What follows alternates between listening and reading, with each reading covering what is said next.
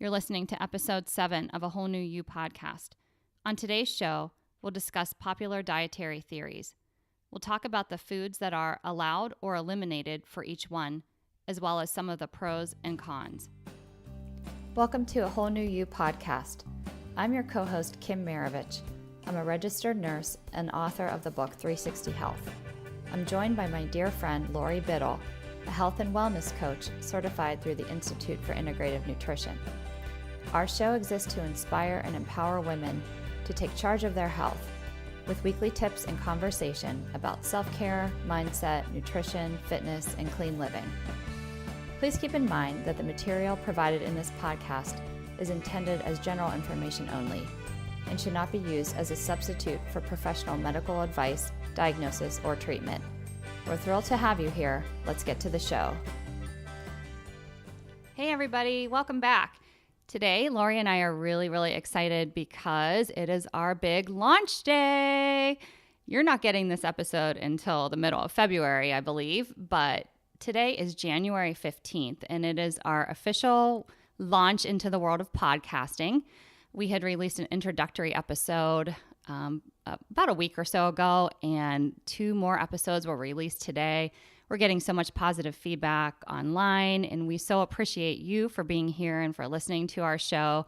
Lori and I are having a little toast with kombucha in some very cute champagne glasses. So that's our way of just celebrating a new start into this world of podcasting. So thanks again for being here with us. Today's episode is going to be all about popular dietary theories.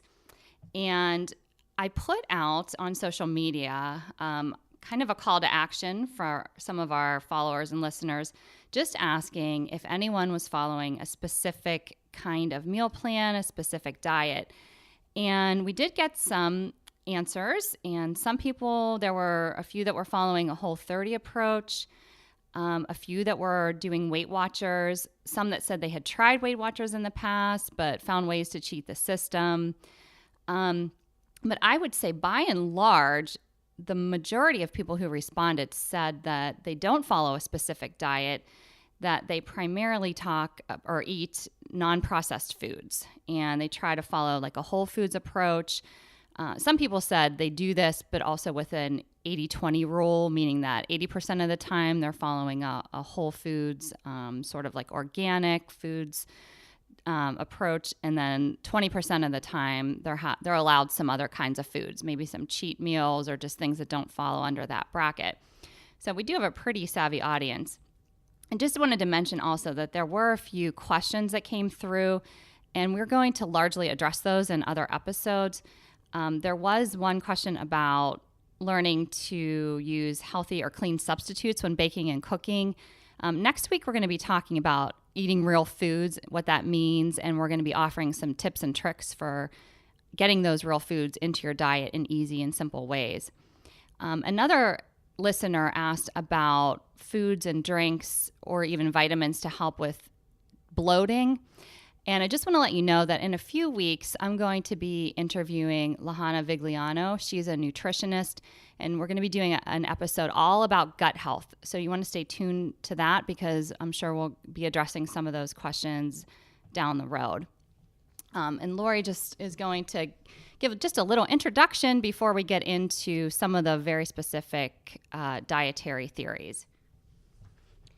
Yeah, so our listeners are so very smart with, kind of sticking with the unprocessed foods, and that, seeming to be the consensus among a lot of their responses. And I love that. And what you're going to find in, pretty much all of these dietary theories that we're touching on today is that they all limit sugar and sodium and processed foods, and they all, too, kind of work in conjunction with, increasing your physical activity. So just kind of across the board, keep that in mind as we're discussing all these different areas.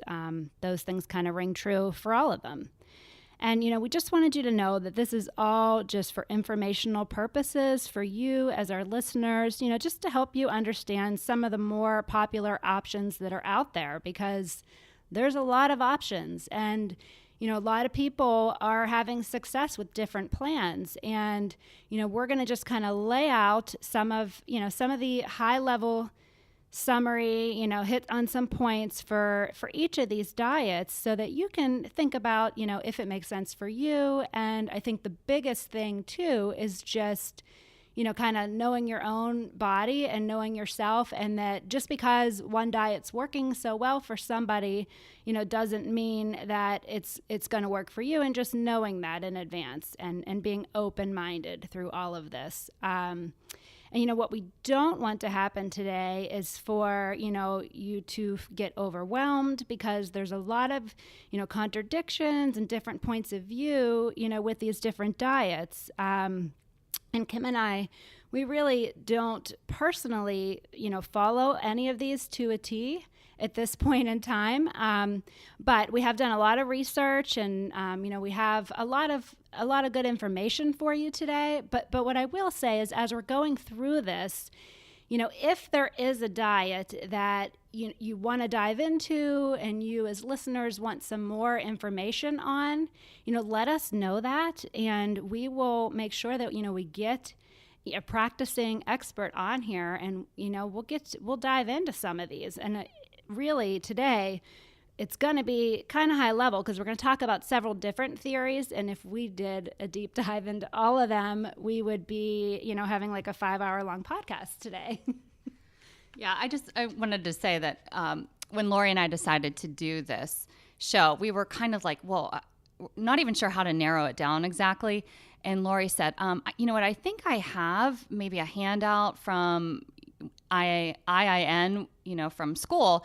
And she sent me this PDF, I guess, of diets, and I about cried my eyes out, because there were 200 different diets, or I'm exaggerating, but there were so many different diets that they covered in IIN, and there's no way we could ever talk about all of them, nor had I ever heard of some of them on there. So we have a short list. It might seem long just from what we're talking about today, but we have a short list of a few popular diets that you've probably heard of or may have questions about. So we just decided to take those. But this is by no means a comprehensive list of all of the dietary theories that are out there. But because this is the new year, and a lot of people are following diets and stuff like that, we just thought this might be a useful episode for you guys. Yeah, definitely. And I'll say probably, I'm going to start with the 21-day fix, which is a Beachbody program, because that's one that I'm very personally familiar with. I'm actually doing it right now. It's one that I work on with a lot of my clients, and I do it with them just because it's fun, and it's good to kind of every once in a while just kind of track what you're doing. I eat, I think, pretty well on a consistent basis. But wow, when I am actually looking at on a day-to-day basis, am I getting all my proteins? Am I getting all my fruit? Am I getting all my vegetables? It's kind of eye-opening that even though I'm eating healthy foods, it may not always be completely balanced. And the thing about the 21-day fix is that there's all these different colored containers, and with those different colors are different kind of food groups. So for me, it's just, and how many containers you eat is based on your personal goals and your weight. And, it's, again, a little different for everybody. But there's now an app that helps you track it all. Like back in the day, you had to kind of do some calculations and figure it all out. But this app is just wonderful. It's just the 21-day fix app. You can find it in the App Store.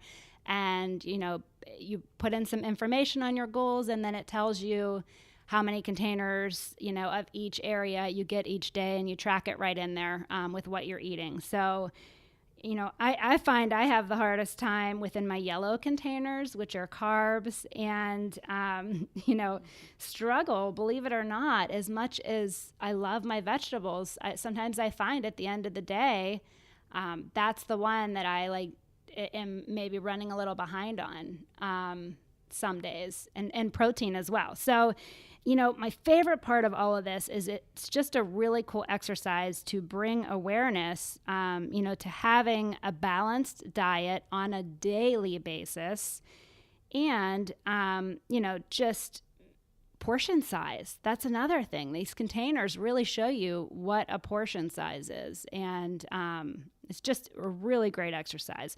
And a lot of people lose weight while they're doing it. But for me, I use it as a tool for my clients, for education and just creating awareness. And I like for them to have that tool, to have that app, to have those containers when our time together is done, so if they feel like they're losing control over their eating situation, it's kind of like a nice go-to, just to kind of check yourself and, again, rebalance your diet and become aware of portions again. So the next diet I'm going to talk about, and many would argue this is not a diet, so I probably shouldn't have used that word, but Whole30 is a really, really nice program. And it's another one, kind of like the 21-Day Fix, that focuses so much on awareness and creating awareness around food.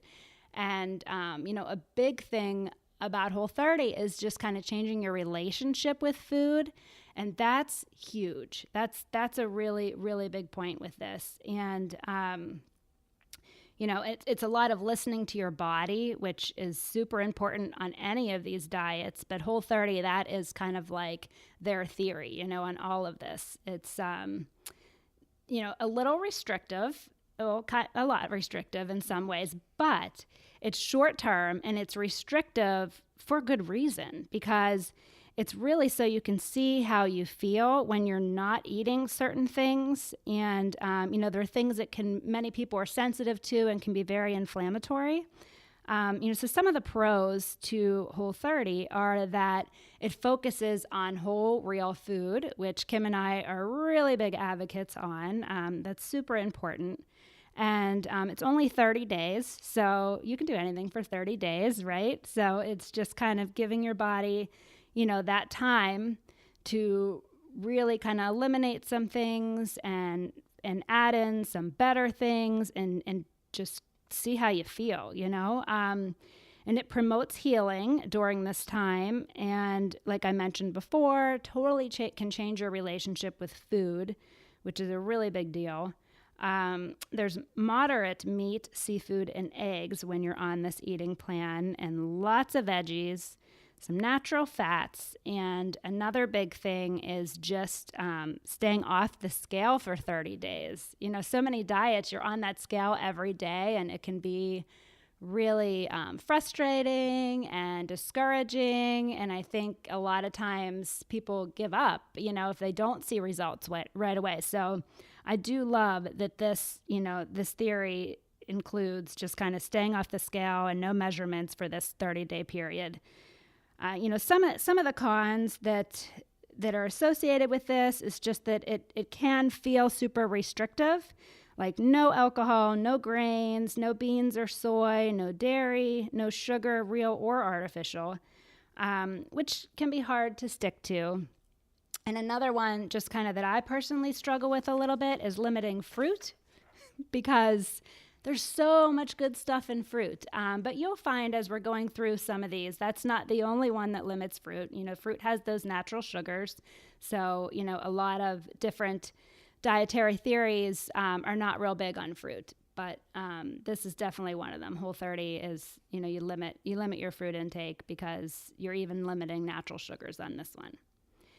So the next one I'm going to talk about is the Mediterranean diet. This one's kind of fun, I think. Some pros with this are that you can eat bread.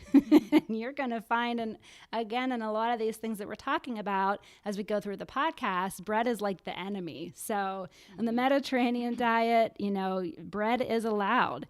And also alcohol is one that is restricted on a lot of these. So the Mediterranean diet, it says 1 or 2 glasses a day is actually recommended. So if you are a red wine drinker, this diet might be for you. You can have dairy because cheese and yogurt are a very big part of this diet. And, its focus too is on monounsaturated fats, which are said to not, raise your cholesterol levels. And this diet can be a very, very heart-healthy diet.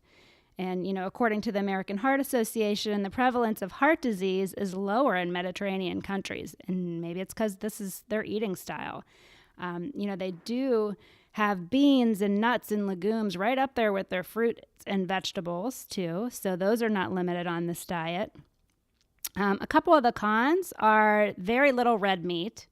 And, a lot of people, especially right now, I think are really big on eating very high protein, high meat diets. And there can be some benefits to red meat too. But with this one, that is something that you're allowed very little.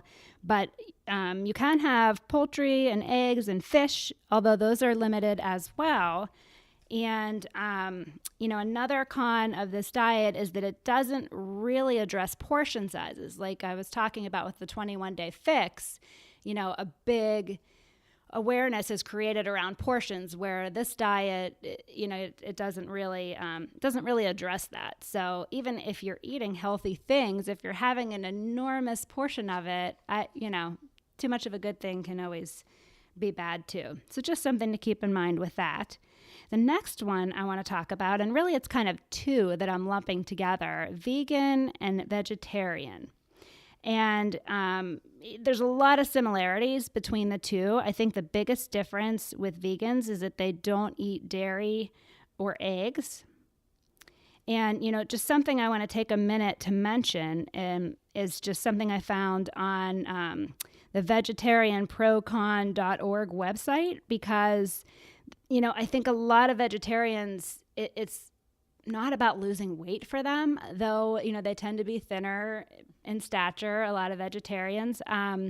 It's kind of a bigger overarching thing for them. So I just wanted to take a minute and read this.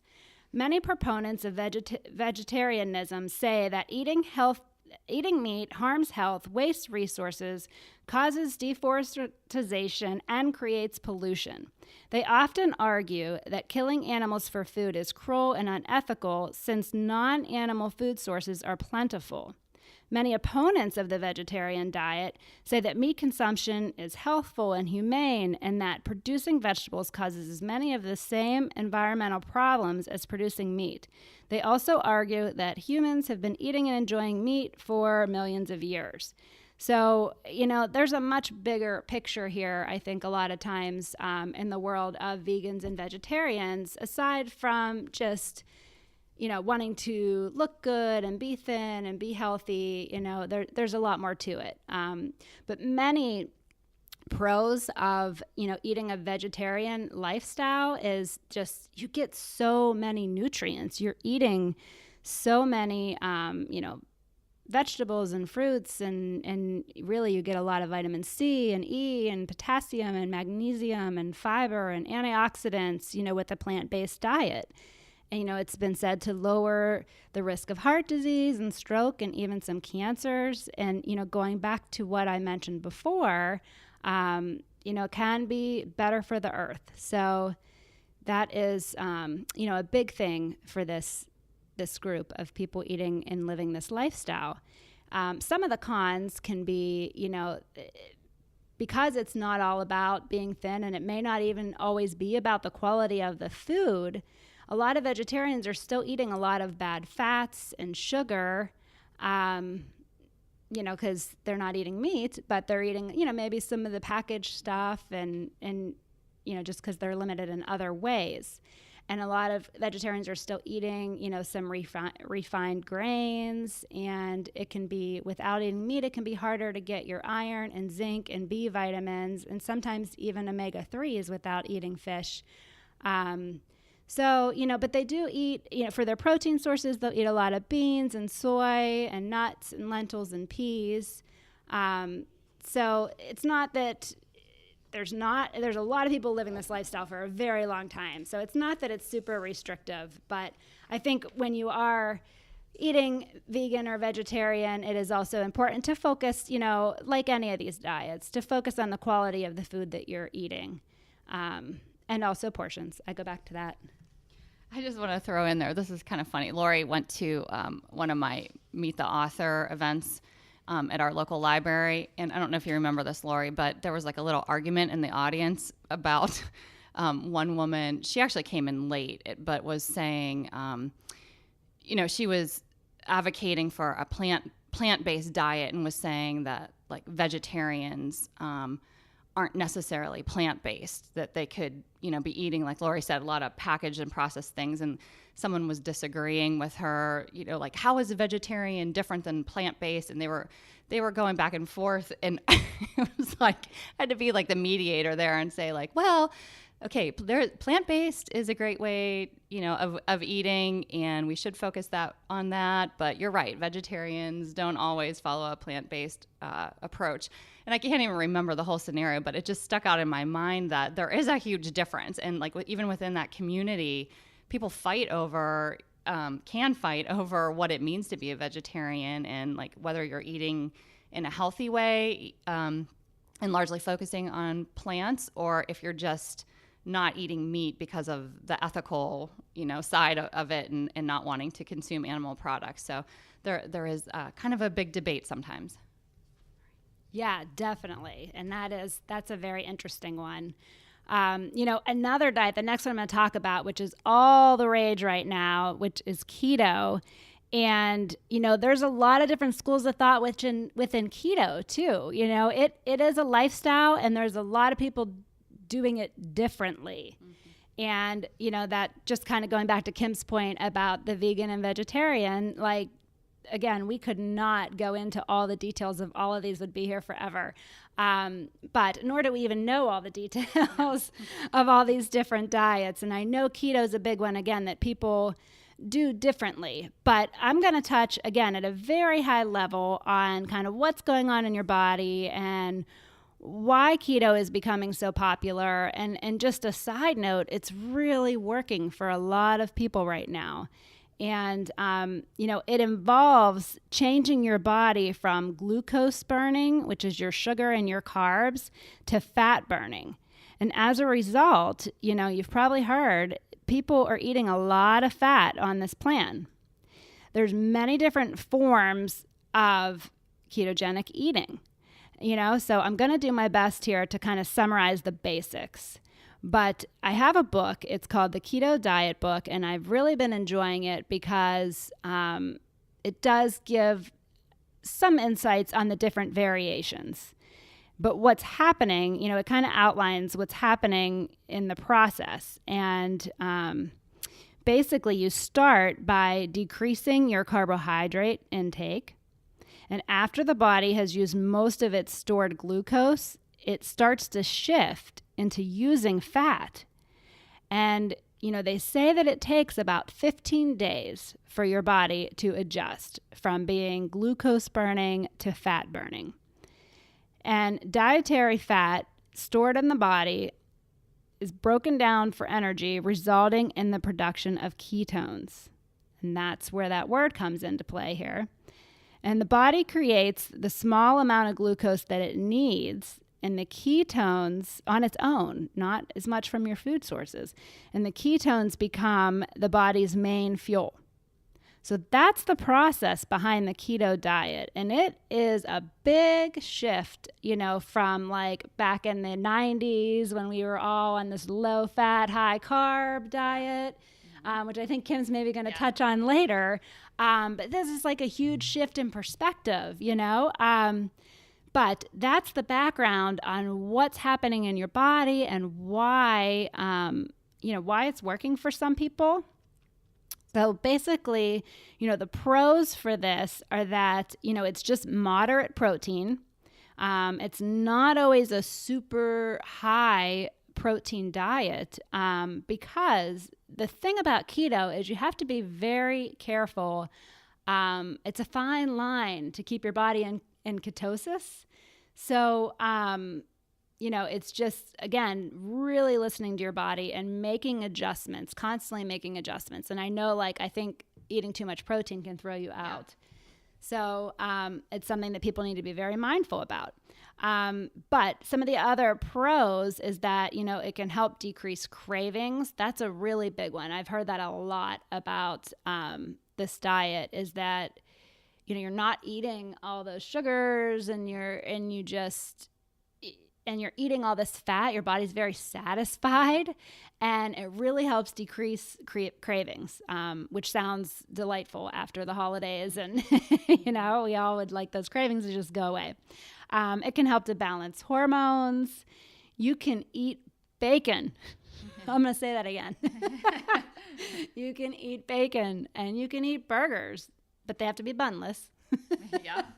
So, that's a different part of that. But there's no counting calories, and, there's no crashes from the sugar and the carbs that a lot of people have been eating. So, again, people are just feeling great a lot of times on this diet. Some of the cons are that it can be harder for women, and I know a lot of our audience is largely women, so I throw this out there that our bodies can be super complex with all of our hormones, and maybe your husband's having awesome success on the keto diet and you decide to try it and you're totally frustrated. Just might take a little more figuring out for you and playing with different macros, and just kind of don't give up. If it's something you really want to do, you can figure it out and it can work for you too. But it will probably be easier for your husband. But I think that's always the case with men. Like, you start out on a diet together and they drop all this weight and you're struggling. But women's bodies, we're complex. We're very complex. But we can make people. So, That's right. So we've got that going for us. We make people. Anyway, side note, getting off track. But yeah, so a couple other things about keto is that you cannot have grains, you cannot have fruit, which again, I struggle with this one because I love fruit and there's so much goodness there. But they, again, have those natural sugars. Another thing that, that's limited on the keto diet are your legumes, which are your beans and your lentils and your peanuts and your soy and your peas, which is a big protein source for a lot of vegetarians and vegans. So, this can be a little bit of a point of contention there. And then, one more thing too that is kind of a con. And again, there's controversy around this too. But with the keto diet, a lot of times you're eating a lot of high saturated fat type foods. So as we talked about in the Mediterranean diet, really focusing on those good fats, the keto diet, it's very high fat, and a lot of it's coming from your meat and your cream and your butter and some saturated sources. So again, that could be a whole podcast issue, just talking about keto, especially because it's such a popular topic right now. But I am going to move on at this point to paleo, which is a lot of times called the caveman diet, kind of the hunter and gatherer, which I guess, between my love for, fruits and vegetables and all of that, and my husband's love for hunting, we might need to look into this. Are you a cave woman? I might have to become one. That's maybe the direction I'm going with all of this. That might be the end goal. My husband can hunt for our meat and I'll go out and gather. Nice. I'll let you know, guys, if that ever happens. But in the meantime, this is kind of how people are doing it with regular lives, not out there killing their food. It's a lot of the pros for it, and this is something that I feel super strongly about, are just eating really close to nature, because that's what your bodies are designed to do. That's what they know how to process. Not all this processed foods. They don't know what to do with all that. And it's just really, confuses our bodies, I guess is a good way to put it. So when you eat close to nature, our bodies can be the awesome structures that they're designed to be, and do all the things that, keep us healthy and vibrant. But again, I could go on and on about that, but you eat a lot more plants on the paleo diet, which is great because you get so many nutrients and anti-inflammatory benefits.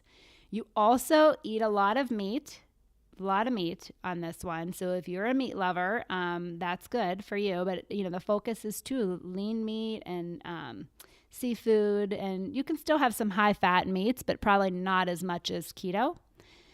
You can eat eggs on the paleo diet, and, plant-based oils, which are your avocado and olive and walnut and grapeseed and coconut. A benefit too from paleo is that you consume more iron because you're allowed to eat some red meat.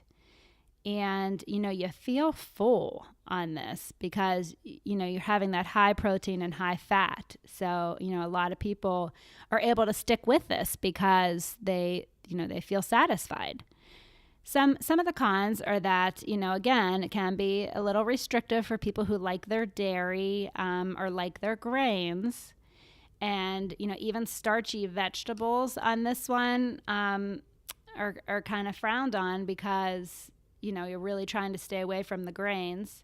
And no peanuts or soy, no beans, not even hummus, which that is a nice one when you're, dipping your vegetables. And I like to mix it into, spaghetti sauce. It makes a nice vodka sauce. So seeing the no hummus made me sad. But I'm sure there are maybe some people on paleo who eat hummus, and they'll say, what do you mean we're not allowed to eat hummus? And again, these are just things that we found in our research. Don't take them as the Bible. No. Just providing information. I guess a big con on this too, even though you do feel satisfied, a lot of people kind of report low energy, and maybe that's from, having no grains and no starchy vegetables and all of that. And sometimes, along with how I mentioned for keto, this style of eating can be a little difficult for vegetarians because it excludes beans and soy and even edamame. So, some of those protein sources for vegans and vegetarians are excluded on these diets. So it can make it a little more challenging for them. There's a variation of paleo diet that's the autoimmune paleo that I just wanted to touch on too. It's a lot more restrictive, but it's meant to be a healing approach. So if you've ever heard of autoimmune paleo or AIP, it is a diet that helps heal the immune system and the gut mucosa. So it's thought that leaky gut is when there's permeability in the intestines and invaders are coming in, like foreign invaders, meaning like bacteria and other microbes are getting in through the gut lining into the body where they don't belong. So basically an autoimmune disease is a condition where the body can't tell the difference between healthy tissue and these foreign invaders, and it creates a hypersensitive reaction. And then the body starts to self-attack its own tissue. So you may be familiar with some of these, but I'll just list off a few autoimmune conditions that are somewhat common.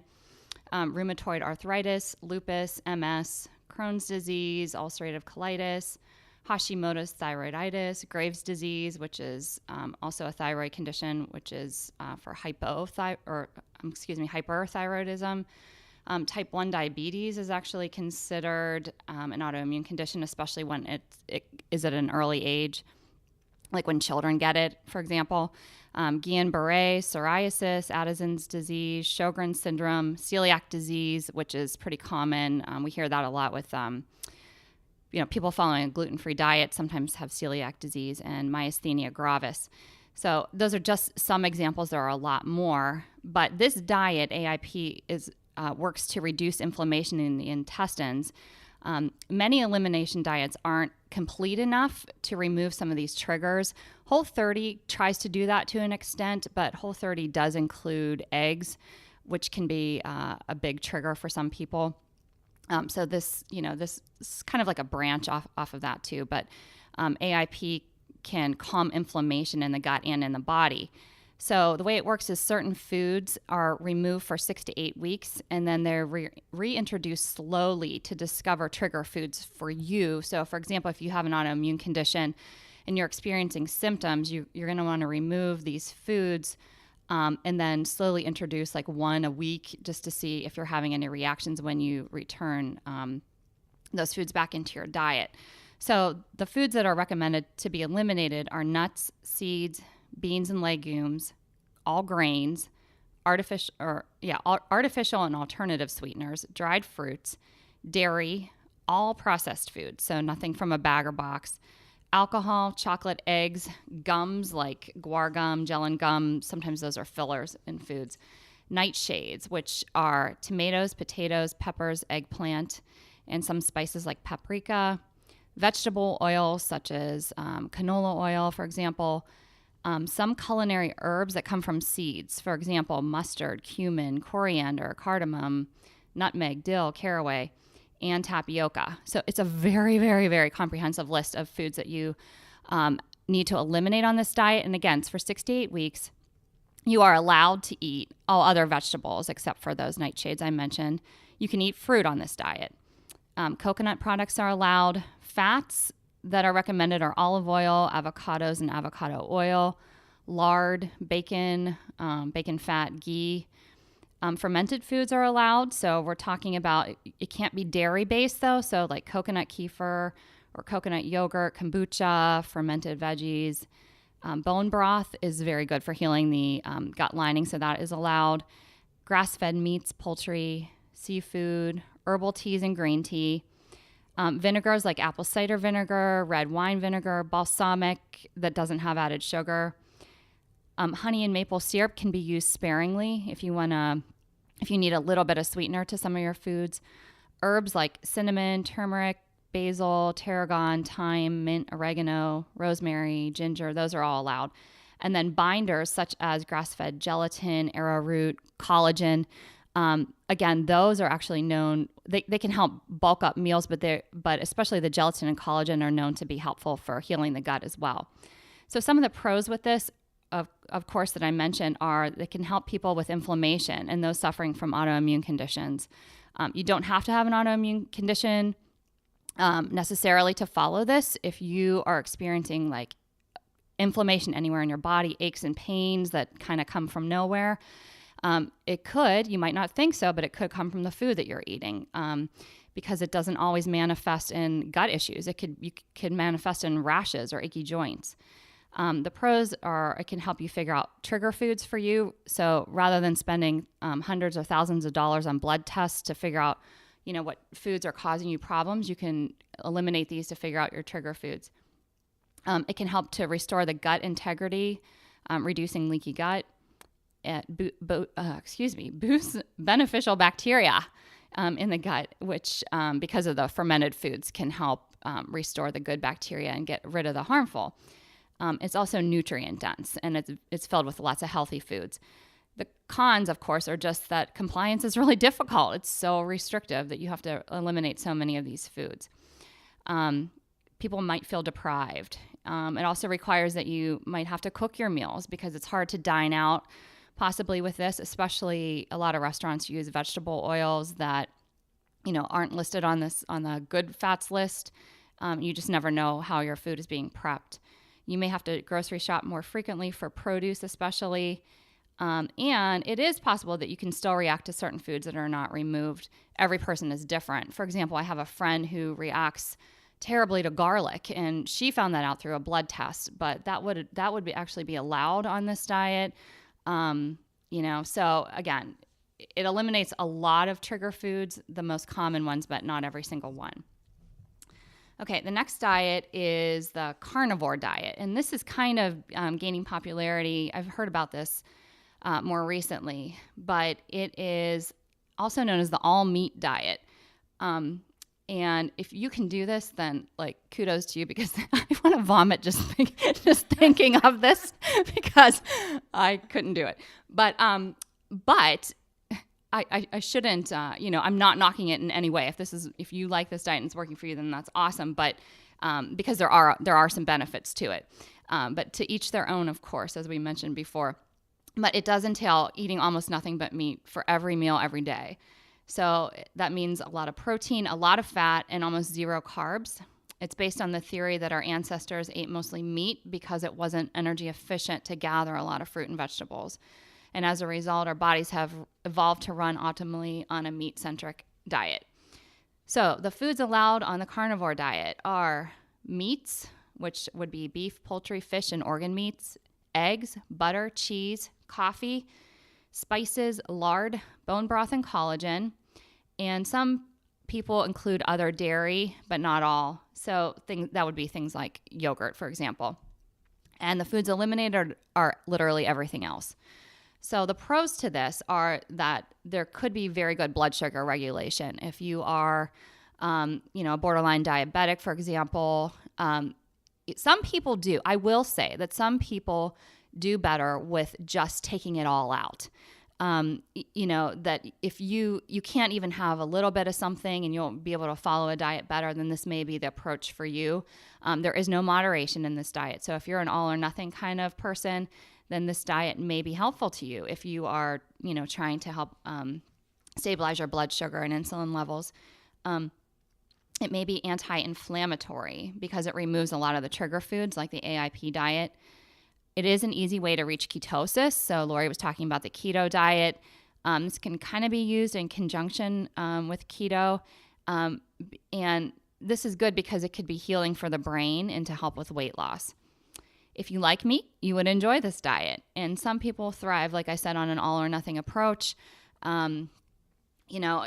If you're a moderator, then that's not going to be the diet for you. But for some, it might be beneficial. The cons, of course, are that there's just not enough variety. You may be missing some key micronutrients because you're not eating, any fruits, and you are restricting basically vegetables. There is not research to back this up. This is a newer diet.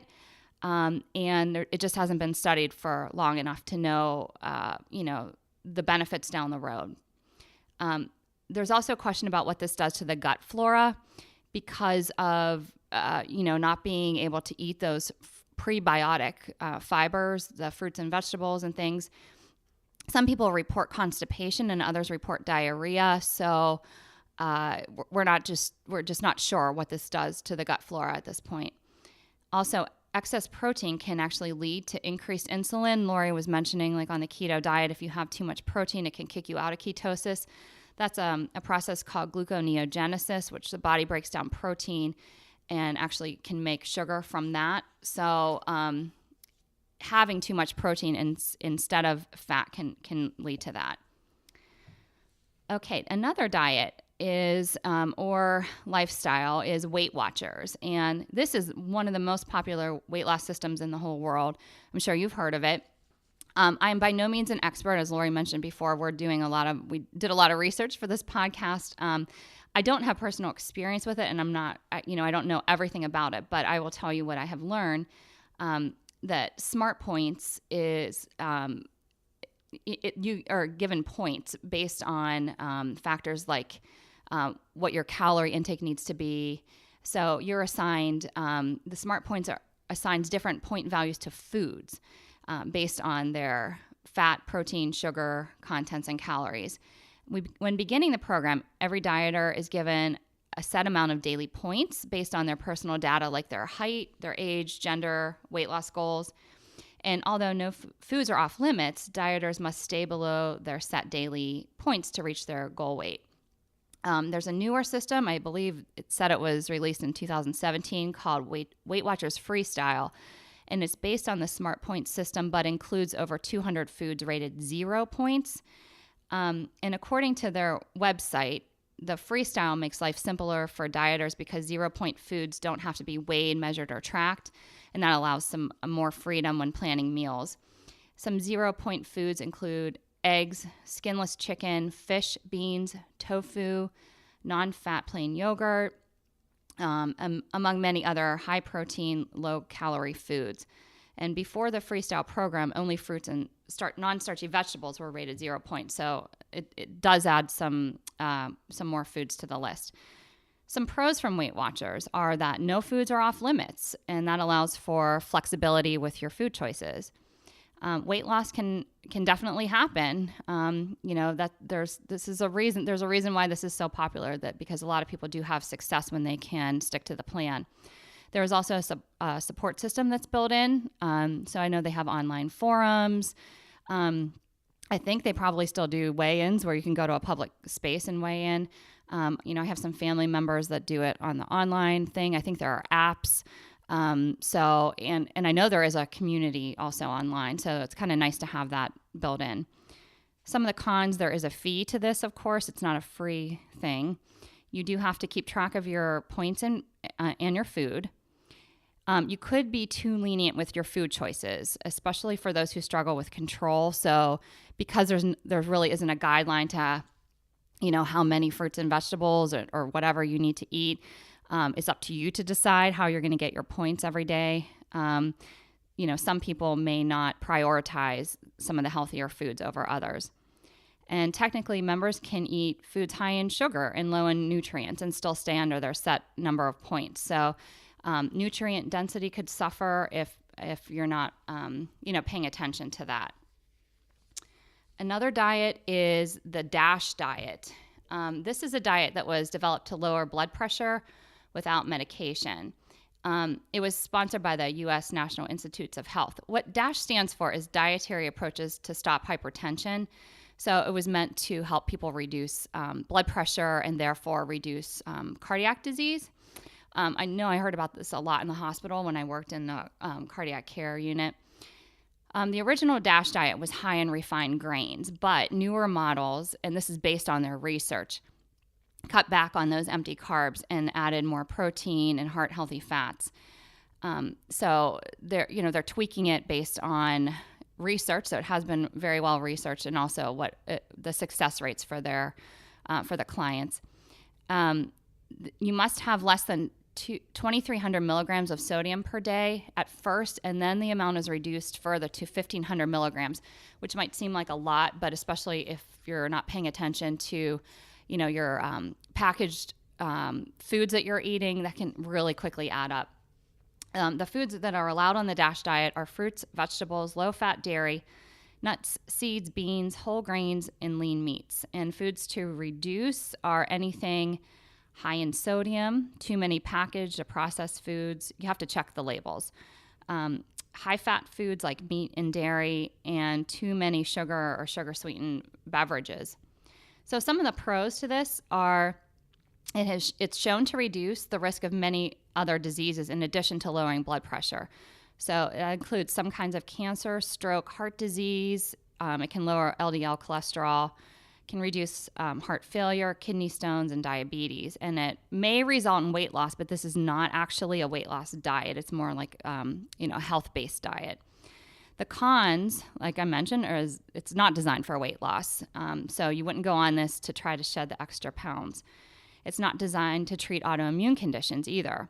So it may include foods that are common culprits of food sensitivities like gluten, grains, nightshades, etc. Satiety can be an issue if not enough fat is included. And you have to track your sodium levels. So you have to make sure that you're being really diligent when you are on the diet. Just a couple more to go through, guys, and we'll be wrapping it up. The next one that Lori kind of mentioned before is a low-fat diet. This was really more popular in the 1980s, but I'm still going to talk about it because I think that there really is, because the information stuck back then, there are still a lot of people who believe this diet and who may even still follow this diet. So a low-fat diet reduces the amount of dietary fat that you can take in to less than 30% of daily calories. Saturated fat shouldn't exceed 7 to 10%. So saturated fat are things like from meat products, even coconut oil and things like that contain saturated fat. The theory is that fat provides a greater number of calories per gram compared to other major nutrients like protein and carbs, and this might result in weight loss. The guidelines were first introduced in 1977. So again, this is sort of this is science from decades ago. When the low-fat guidelines were conceived, scientists believed that saturated fat was a significant cause of heart disease. Okay, I'm going to do the pros first, and then I'll go on to the cons. This doesn't, I won't talk about the foods to include or exclude because it's just based on fat, it's just tracking your fat. But the pros to this are replacing saturated fats with polyunsaturated fats might have benefits for heart health. So some of the things that Lori was mentioning on the Mediterranean diet, like olives and olive oil, fish, even beans and things like that, they can be beneficial, and probably because of their anti-inflammatory effects. You can lose weight due to fewer calories if you can have strict adherence to the diet. Many healthy foods are allowed and encouraged, such as fruits and vegetables and ancient grains, and it may reduce some risk factors for cardiac disease. The cons are that this is outdated science. This is said to have actually sparked the obesity epidemic in America, which I'm going to pause there for a minute. This is said to have actually sparked the obesity epidemic. This is very big news, and this is, I think a lot of us know this, but not everybody does. Low fat does not mean skinny. And that's because when the fat was taken out of a lot of foods, it's because sugar was added into the food to replace the fat for flavor, and sugar is not our friend. Yeah, go ahead. And, the low fat, low sugar options that are out there that, every dieter thinks is their best friend, what's in them? Yeah. You take out the fat, you take out the sugar, and you just replace it with a bunch of artificial stuff that is not good for us. No, exactly. That's a very good point. It's like basically you're eating chemicals. And talk about our food leading to autoimmune conditions. That's a prime example right there. That's a very good point, Lori. The guidelines for the low-fat diet were based on weak evidence, and not all scientists agreed. And recent studies indicate there is no significant link between saturated fat and heart disease. So the food that you are taking in from the outside, fat from meat, does not necessarily relate to heart disease. Now, I will say that this is not medical advice, and if you do have heart disease in your family, a personal history of heart disease especially, you do have to work with your diet because you may be in a different bracket. But I'm talking to the general public here. If you are relatively healthy, if you are healthy, you don't have to worry about, saturated fat coming from your foods. The much greater issue are the packaged and processed foods and the sugar in your diet, because sugar actually is related to insulin and cholesterol, way far above and beyond saturated fat intake. Also, fats are needed to make hormones, and not all cholesterol is bad. This diet can actually reduce HDL, which is the good kind of cholesterol. We don't want that to happen. We need fats also to absorb fat-soluble vitamins that are essential in our diet. This may be high in carbs, which increases blood sugars and insulin resistance, and that can lead to diabetes. And it can remove some nourishing foods like coconut oil and grass-fed beef, like I was mentioning. One last way of eating that I wanted to talk about, this is, it can be called a diet, but a lot of people find this more as a lifestyle, is intermittent fasting. Typically, when someone implements intermittent fasting, they're consuming their day's calories within a condensed time window. So it cycles between fasting and regular eating, with the emphasis on longer periods of fasting or gaps. So when someone fasts, they're not actually cutting. Well, let me get to that in a second. When someone is in the middle of a fast, they can consume water, coffee, or tea, but the overall caloric intake is minimum, like less than 100, no more than 500 calories. That's just during the fasting part. However, you actually are not cutting your calories. You're just consuming the day's calories in a smaller time frame. So some different types of intermittent fasting. These are time period examples. So this goes from least to most extreme. A half-day fast would be you're experiencing 12 hours of eating and 12 hours of fasting. So basically, you are sleeping for a good part of that time, and then you're just eating, you're stopping eating after dinner, or you're just having breakfast later the next day. So it's really not cutting into your lifestyle very much. The next step up would be a 16-8 approach, which is 16 hours of fasting and 8 hours of eating. A warrior diet is 20 hours of fasting and 4 hours of eating. A one-day fast would be once a week. You fast for an entire 24 hours. And there are more than this. There are people that fast for a couple days a week. And that's more extreme. That's not what we're talking about here exactly. But the thing with intermittent fasting is that all foods are permitted. They're a personal choice. So you could do keto and intermittent fasting. You could do paleo and intermittent fasting, for example. You could be a vegan and do intermittent fasting. The guidelines are just for a time approach. So why would you do this? The pros are it can assist with weight loss, for sure. Because when you are fasting, your body is working on cellular cleansing or autophagy, and that is shown to decrease inflammation, and it can actually increase immunity too.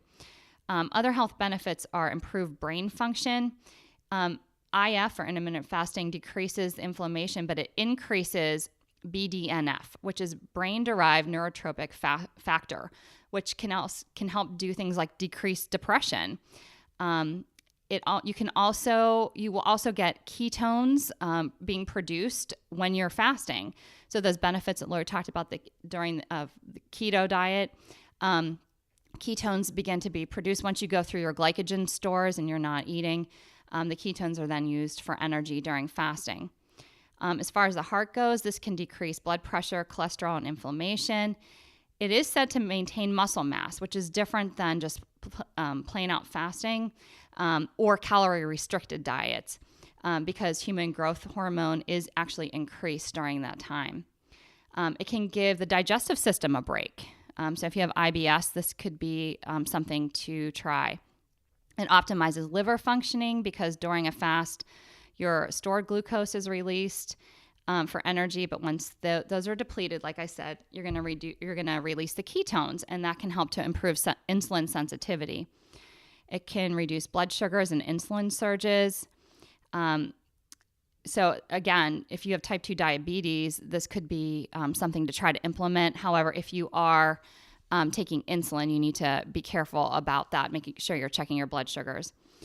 Diseases thought to benefit from intermittent fasting: cancer, diabetes, Alzheimer's, heart disease, obesity, IBS, arthritis, autoimmune disease, fatty liver, neurodegenerative diseases, depression, and even premature death. And that, again, all goes back to the autophagy, that your body is cleansing itself while you're sleeping. We mentioned that in other episodes, but also while you're fasting. Some of the cons are if you have adrenal fatigue, you could suffer due to cortisol dysregulation.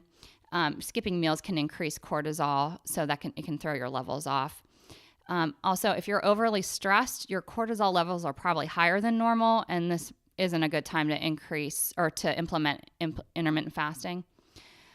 It can trigger eating disorders. If you have a past history of anorexia, bulimia, disordered eating, binge eating, this might not be good because you're just focused on not eating for a period of time, and then you don't want to just gorge, yourself when you are eating. When it's your eating window, then you eat your day's calories during that time. That's why like a 12-12 approach, or I personally, if I do this, will do a 14-hour fast, which is like I don't even get hungry. I kind of stop eating. Sometimes I have a bedtime snack even, but I will stop eating, an hour or two before bed, and then I just eat a late breakfast, and I am not even hungry. So that's one way to get around that. But if you have a disordered eating history, you might want to skip this. I mentioned, injecting insulin. If you are diabetic, you have to be careful. Women may also need to be careful because monthly hormonal shifts can require that you have more energy or more carbs during certain times of the month. So you have to watch for that. Some research shows that it can trigger insomnia, anxiety, irregular periods. No foods are restricted on this, so people might overeat the wrong kinds of foods. You really have to think about what to eat during the eating window. You'll likely need to increase fat levels to increase satiety and make sure your blood sugars are stable. So if you eat the wrong kinds of foods, that could lead to blood sugar surges. And you'll either be skipping breakfast or dinner, and that could take away from a favorite meal, making it hard to dine out with others. So we just went through a very, very comprehensive list of some popular diets. Again, if you guys have any specific things that you would like to discuss, questions, you want us to dive into any of these diets further, let us know, like Lori said, because we will contact an expert to come on the show. We'll always do our best to answer the questions to the best of our ability, but we are not gurus in any way, shape, or form. But again, stay tuned for next week because we're going to be talking all about real foods, ways to incorporate real foods into your diet, and why Lori and I advocate a real foods approach. Good? Okay. Yeah, this was a lot. Yeah. Yeah. Sorry it ran so long, but we wanted to be as comprehensive as possible. So for more from Kim, you can go to kimmaravich.com. For more from Lori, go to simplymempoweredllc.com. And we're always open to listener questions or suggestions for the show. You can email those to contact@awholenewyouPodcast.com. We'd also love it if you joined our Facebook community and followed us on Instagram. Just search for A Whole New You Podcast. And if you would be so kind as to leave us a review in iTunes, we'd really appreciate it so more people can find our show and join our community. We'll see you next week.